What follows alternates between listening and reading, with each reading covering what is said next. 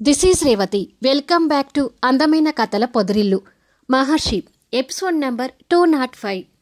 వెంకట దగ్గరికి వచ్చి క్షమాపణ అడుగుతున్న మిథున. కానీ ఆ తర్వాత ఏం జరిగింది? కథలకి వెళ్ళబోయే ముందు దయచేసి వీడియోకి ఒక లైక్ ఇవ్వండి. అలాగే హైప్ ఇచ్చి వీడియోని సపోర్ట్ చేయండి. ఇలా మహర్షి అవంతి పాపని చూస్తూ ఉండగా మహర్షి సడన్గా కిందికి చూడాల్సి వస్తుంది.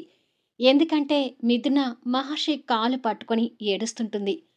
అది చూసి ఇద్దరు ఒకరికొకరు చూసుకొని ఆశ్చర్యపోతున్నారు.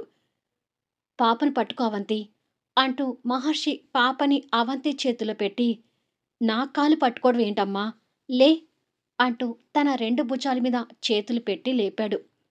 అలా మిథునని పైకి లేపి తన మొహంలోకి చూసేసరికి కన్నీళ్లతో తన మొహం అంతా ఎర్రగా మారిపోయి కనిపిస్తుంటుంది.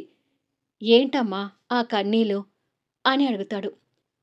అన్నయ్య అంటూ మిథున ఒక్కసారిగా మహర్షిని హగ్ చేసుకుని ఏడుస్తుంటుంది. అది చూసి మహర్షి నిర్ఘాంతపోతున్నాడు. అవంతి కూడా అది ఆశ్చర్యంగా చూస్తూ ఉంటుంది. మిథున అన్నయ్య అని పిలవడం, ఇలా హక్ చేసుకోవటం అసలు మహర్షి ఊహించలేదు.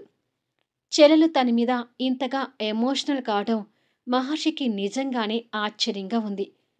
మిథున మహర్షిని గట్టిగా పట్టుకొని, నువ్వు నా జీవితాన్ని కాపాడిన దేవుడివని తెలుసుకోలేక నా పాపిష్టి నోటితో నిన్ను ఎన్నో అనరాని మాటలు అన్నాను. అసలు మీ విషయంలో నేను చేసిన ద్రోహానికి క్షమించమని అడిగే అర్హత కూడా నాకు లేదు అంటూ ఏడుస్తుంటుంది. చెల్లెలు అంతగా బాధపడుతుంటే మహర్షి కళ్ళలో కూడా కన్నీళ్ళు తిరుగుతూ చెల్లెలు వెన్ను మీద చేయి వేసి నిమురుతూ, ఏంటమ్మా ఇదంతా, నన్ను క్షమించమని అడగటం ఏమిట్రా అని అంటాడు. అలా అనకు అన్నయ్య, నా జీవితం మొత్తం నీకు రుణపడి ఉంది. ఆ రోజు నీ మంచి మనసుతో ఆలోచించి వెంకట్కి ఇచ్చి నాకు పెళ్లి చేయకపోయి ఉంటే నిజంగానే నా జీవితం సర్వనాశనం అయ్యేది అని కన్నీళ్ళు పెడుతూ చెప్తుంది. ఇక ఊరుకో అమ్మా, కన్నీళ్ళు పెట్టకు అంటూ చెల్లెల్ని ఓదారుస్తున్నాడు. కానీ మహర్షిని బాధపెట్టిన ప్రతి సంఘటన మిథునకి గుర్తొస్తూ ఉంటే తన బాధ కంట్రోల్ కావడం లేదు. మిథున అంతగా ఏడుస్తుంటే అవంతి కూడా తన వైపు బాధగా చూస్తుంటుంది. ప్లీజ్ తల్లి, ఏడవకురా అంటూ చెల్లెల్ని ఓదారిస్తూ తల నిమురుతున్నాడు. మిథున కన్నీళ్లు తుడుచుకొని మహర్షిని నిదానంగా వదిలి తన చేతిలో ఉన్న పర్సులో నుంచి రాఖీ బయటకు తీస్తుంది. ఇద్దరూ ఆ రాఖీని ఆశ్చర్యంగా చూస్తున్నారు. ఒకరోజు నేను పడేసిన డబ్బులతో రాఖీ కొనుక్కొని కట్టుకున్నావు, అది నీకు గుర్తుందా అన్నయ్య అని అడుగుతుంది. ఉంది అన్నట్టుగా తల ఊపాడు.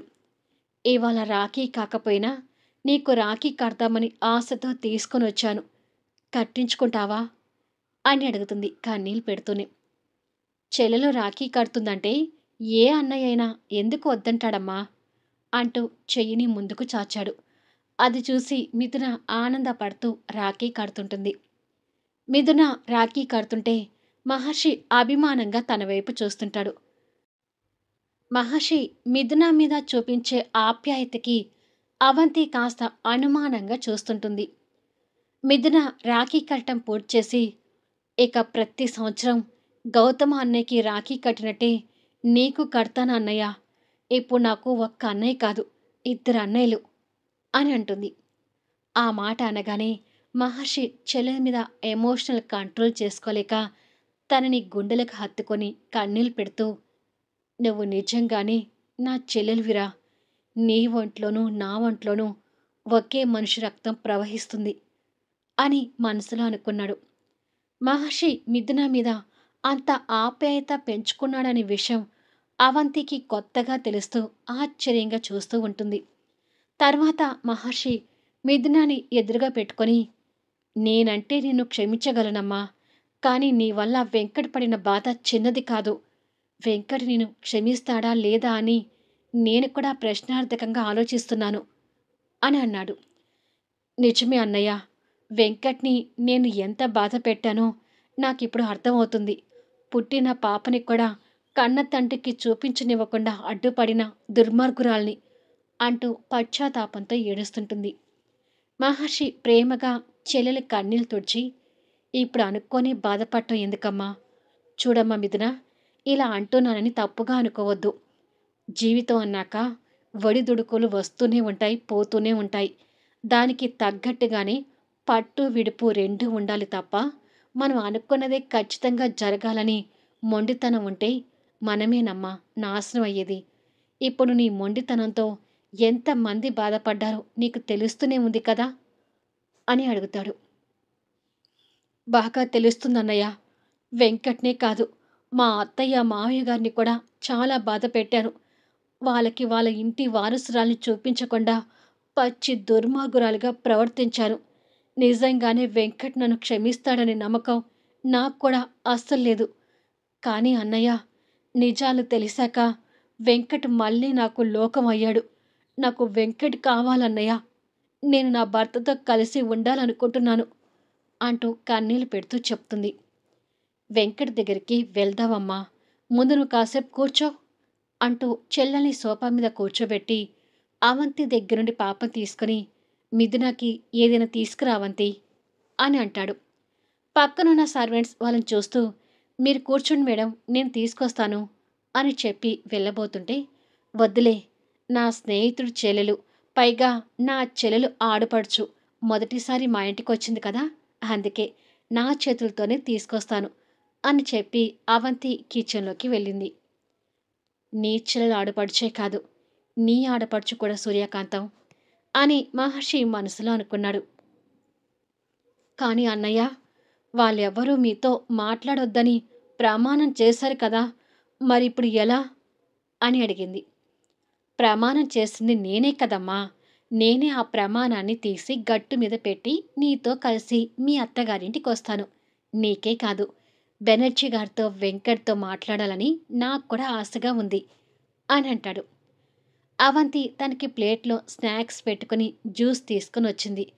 పెట్టిన స్నాక్స్ నుంచి ఓ 2 తీసుకొని కొంచెం జ్యూస్ తాగి, వెంకట్ దగ్గరికి త్వరగా వెళ్దామన్నయ్యా. మా ప్రేమకు ప్రతిరూపమైన పాపని వెంకట్కి చూపించాలని చాలా ఆతృత పడుతున్నాను అని అంటుంది. వెంకట్ వాళ్ళని నాకు కూడా కలవాలని ఉందండి. నేను కూడా మీతో పాటు వస్తాను అంటుంది అవంతి. సరే, అలాగే వెళ్దాము అని. కానీ మిథున, వెంకట్ మొండితనం కూడా నీలాంటిదే. ఇంకొకసారి నీకు ఛాన్స్ ఉండదని వెంకట్ ఆల్రెడీ నీకు చెప్పిన విషయం కూడా గుర్తుపెట్టుకో. వెంకట్ ఎప్పుడు ఎంతలా ప్రవర్తించినా ఓర్పు సహనంతో వెంకట్ మనసులో తిరిగి స్థానం సంపాదించుకోవడానికి ప్రయత్నించు అని అంటాడు. అన్నిటికీ సిద్ధపడే బయలుదేరానన్నయ్య. వెంకట్ నన్ను ఎంత బాధ పెట్టినా సరే, ఇక నేను వెంకట్కి దూరం కాలేను అని అంటుంది బాధపడుతూనే. ఆ పట్టుదలతోనే ఉండమ్మా అని చెప్పి పదావంతి అంటూ మహర్షి పాపని ఎత్తుకొని వాళ్ళిద్దరితో కలిసి కార్ దగ్గరికి వస్తాడు. మరి కాసేపటికి ముగ్గురు బెనర్జీ గారి ఇంటి ముందు కార్ దిగుతారు. అవంతి పాపని ఎత్తుకొని వాళ్ళతో కలిసి వస్తుంటుంది. డోర్ క్లోజ్ చేసి ఉంటే మహర్షి బెల్ ప్రెస్ చేస్తుంటాడు. ఎప్పుడెప్పుడు వెంకట్ని చూద్దామా అనే ఆతృతతో మిథున ఎదురు చూస్తూ ఉంటుంది. తులసి కిచెన్లో ఉంటే బెనర్జీ గారు వెంకట్ టీవీ పెట్టుకొని ఇంకా జగన్ గారి న్యూస్ చూస్తూ ఉండగా బెల్ సౌండ్ వినిపిస్తుంది. బెనర్జీ గారు లేవబోతుంటే, నేను వెళ్ళి చూస్తాను ఉండండి నానా అని చెప్పి వెళ్ళి డోరు ఓపెన్ చేస్తాడు. ఎదురుగా ఉన్న మిథునాన్ని మహర్షిని చూసి సడన్గా నిర్ఘాంతపోతుంటాడు. వెంకట్ని చూసిన మిథున కళ్ళు సంతోషంతో మెరుస్తూ ఉంటాయి. మహర్షి కూడా కాస్త చిరునవ్వుతో వెంకట్ని చూస్తూ ఉంటాడు. మరి కాస్త దూరంలో అవంతి చేతిలో మొహం కనపడకపోయినా కాళ్ళు చేతులు ఆడిస్తూ కేరింతలు కొడుతూ ఆడుకుంటున్న పాప వైపు వెంకట్ ఆశగా చూస్తుంటాడు. ఎలా ఉన్నా వెంకట్ అని అడుగుతాడు మహర్షి. మహర్షి మాట్లాడడం చూసి వెంకట్ షాక్ అవుతూ ఉండగా, ఎవరు వెంకట్ వచ్చింది అంటూ బెనర్జీ గారు తులసి అక్కడికి చేరుకుంటారు. బెనర్జీ గారు తులసి కూడా వాళ్ళని చూసి ఆశ్చర్యపోతూ మొహమొహాలు చూసుకుంటారు. ఆ ఊ అంటూ పాప ముచ్చట్లు పెడుతూ కాళ్ళు చేతులు ఆడిస్తూ ఉంటే ముగ్గురు పాప వైపు ఆశగా చూస్తుంటారు. చాలా రోజుల తర్వాత బెనర్జీ గారిని చూస్తున్న ఆనందం మహర్షి మొహంలో కనిపిస్తూ ఉంటుంది. బాగున్నారా బెనర్జీ గారు అని అడుగుతాడు మహర్షి. అయ్యో మహర్షి, ఒట్టు వేసి మాతో మాట్లాడుతున్నావేంటి అని అడుగుతాడు బెనర్జీ గారు కంగారు పడుతూ. ఒట్టు తీసి గట్టు మీద పెట్టి వచ్చాను బెనర్జీ గారు. ఇక మనము మాట్లాడుకోవచ్చు అంటాడు మహర్షి. అవును బాబాయ్, మహర్షి గారు మీతో మాట్లాడదామని వచ్చారు అంటుంది అవంతి. అది విని ఈ ముగ్గురు సంతోషపడుతుంటారు. మిథున అవంతి చేతుల నుంచి పాపం తీసుకుని తులసి చేతికి అందిస్తూ, మీ మనవరాల్ని ఎత్తుకోండి అత్తయ్య అని అంటుంది. మిథున మాటలు వినగానే తులసి, బెనర్జీ గారి మొహాలు ఆనందంతో వెలిగిపోతూ ఉంటాయి. ఇంకా పాపరూపం కనపడని వెంకట్ మిథున వైపు కోపంగా చూస్తుంటాడు. మనవరాల్ని ఇవ్వబోతున్నందుకు తులసి సంతోషపడుతూ బెనర్జీ గారి వైపు చూస్తుంది. తీసుకో అంటూ బెనర్జీ గారు కూడా కళ్ళతో సైగ చేస్తాడు. తులసి ఇంకా సంతోషపడుతూ మొదటిసారి మనవరాల్ని చేతిలోకి తీసుకుంటుంది. ముద్దుగా కనిపిస్తున్న మనవరాల్ని ఆనంద బాష్పాలతో చూస్తూ, నా మనవరాలికి నా దిష్టి తగిలేలాగా ఉందండి, అంత బాగుంది నా బుజ్జి తల్లి అని అంటుంది సంతోషపడుతూ. బెనర్జీ గారు కూడా నవ్వుతూ మనవరాల్ని చేతిలోకి తీసుకుని, నువ్వన్నది నిజమే తులసి, బంగారు బొమ్మలా ఉంది నా మనవరాలు అంటూ గుండెలకు హత్తుకొని ముద్దు పెట్టుకుంటాడు. ఇంకా పాపరూపం కనపడని వెంకట్ తన కూతుర్ని చూస్తున్నందుకు తల్లిదండ్రుల మొహాల్లో కనిపిస్తున్న సంతోషాన్ని చూసి ఆనందపడుతుంటాడు. నీ కూతుర్ని ఎత్తుకో వెంకట్ అంటూ బెనర్జీ గారు మనవరాల్ని వెంకట్ చేతులకి అందిస్తాడు. మొదటిసారి కూతురు స్పర్శ తెలియగానే వెంకట్ ఆనందంతో పులకరించిపోతూ ముద్దుగా కనిపిస్తున్న కూతురు రూపాన్ని ఆనంద బాష్పాలతో చూసి పాప మొహం నిండా సున్నితమైన ముద్దులు పెట్టి గుండెలకు హత్తుకుంటాడు. వెంకట్ అలా కూతుర్ని తనివి తీరా ముద్దు చేస్తుంటే అందరి కళ్ళల్లోనూ కన్నీళ్లు తిరుగుతూ ఉంటాయి. అప్పటి వరకు పాపని మిస్ అవుతున్నాను అనే భావనలో ఉన్న వెంకట్ ఆ భావనని పూర్తిగా తుంచేసి పాపని ప్రేమగా హత్తుకుంటాడు. పాప మీద ప్రేమను కురిపిస్తున్న వెంకట్ని చూస్తుంటే మిథునకి కన్నీళ్ళు ఆగటం లేదు. తండ్రి కూతురు దగ్గరైనందుకు మహర్షి, అవంతి కూడా సంతోషపడుతూ వారిని చూస్తూ ఉంటారు. వెంకట్ ఒక చేత్తో పాపని జాగ్రత్తగా ఎత్తుకొని ఇంకో చేత్తో వస్తున్న కన్నీళ్లు తుడుచుకుంటూ ఉంటాడు. ఇన్నాళ్ళు కొడుకు బాధని దగ్గరగా చూస్తున్న బెనర్జీ గారు వెంకట్ భుజాన్ని పట్టుకుని తడతాడు. దాంతో వెంకట్ కాస్త తేరుకొని వస్తున్న కన్నీళ్లు తుడుచుకొని, నిజంగానే నా కూతురు నాలాగే ఉంది కదా నానా అని అంటాడు. బెనర్జీ గారి కంటే ముందు మిథున స్పందిస్తూ, అవును వెంకట్, పుట్టింది పాపి అయినా పోలికలని నీవే వచ్చాయి అని అంటుంది. మిథున మాటలతో వెంకట్కి ఆ క్షణం పరిస్థితులు అన్నీ గుర్తొచ్చి చేతిలో ఉన్న పాపని తల్లికి అందించి ఆగ్రహంతో ఎరుపెక్కిన కళ్ళతో తనని ఉరిమి చూస్తూ, ఏంటి ఇలా వచ్చావు అని అడుగుతాడు. వెంకట్ కోపాన్ని చూసి మిథున భయపడుతూ ఏమీ మాట్లాడలేకపోతుంటుంది. మిథున మీద చూపిస్తున్న వెంకట్ కోపానికి మహర్షి, అవంతి కూడా కాస్త కంగారు పడుతూ ఉంటారు. అడిగేది నిన్నే, పాప పుట్టినప్పుడు మాకు చూపించిన నువ్వు ఇప్పుడెందుకు పాపం తీసుకొని మా ఇల్లు వెతుక్కుంటూ వచ్చావు అని అడుగుతాడు వెంకట్ ఇంకా కోపాన్ని పెంచుకుంటూ. వెంకట్ కోపానికి మిథున చిగురటాకులాగా వణికిపోతూ మహర్షి వైపు చూస్తూ ఉంటుంది. ఆ జగన్ గడి గురించి నిజాలు తెలిసాయి కదా వెంకట్, అందుకే మిథున తన తప్పు తెలుసుకొని నీ దగ్గరికి వచ్చింది అంటాడు మహర్షి. మీరసలు మాట్లాడకండి సార్, ఇలాంటి మురుకుల కోసం మీరు మాకు దూరమైనందుకు మీ మీద కూడా నాకు కోపంగా ఉంది అంటాడు వెంకట్. వెంకట్ బాధ మహర్షికి, అవంతికి అర్థమై బాధగా చూస్తుంటారు. జరిగిపోయిన విషయాల గురించి ఇక మాట్లాడవద్దులే వెంకట్ అని అంటుంది అవంతి. మాట్లాడకుండా ఎలా ఉంటామా అక్క? నా కూతురు పుట్టినా కూడా చూడలేకపోయిన నా దౌర్భాగ్యానికి నేను రంపపు కోత అనుభవించాను అంటాడు వెంకట్. మిథున కన్నీళ్ళు పెడుతూ, నువ్వు ఇన్ని రోజులు అనుభవించిన బాధ నాకు అర్థం అవుతుంది వెంకట్. నేను మిమ్మల్ని అర్థం చేసుకోలేకపోవడం నా తప్పే, ప్లీజ్ నన్ను క్షమించు అని వేడుకుంటుంది కన్నీళ్ళు పెడుతూ. ఇప్పుడు నీ కన్నీళ్ళు చూసి నేను కరిగిపోవాలా అని అడుగుతాడు. ప్లీజ్ వెంకట్, నేను నీతో కలిసి ఉండాలని నిర్ణయించుకొని ఇక్కడికి వచ్చాను అంటూ రిక్వెస్ట్ చేయబోతుండగా, ఇక మాట్లాడుకో అంటూ వెంకట్ కోపంగా అరుస్తూ చెయ్యి అడ్డు పెడతాడు. వెంకట్ కోపాన్ని చూసి మిథున వణికిపోతుంటుంది. తన తప్పు తను తెలుసుకుని వచ్చింది కదా వెంకట్.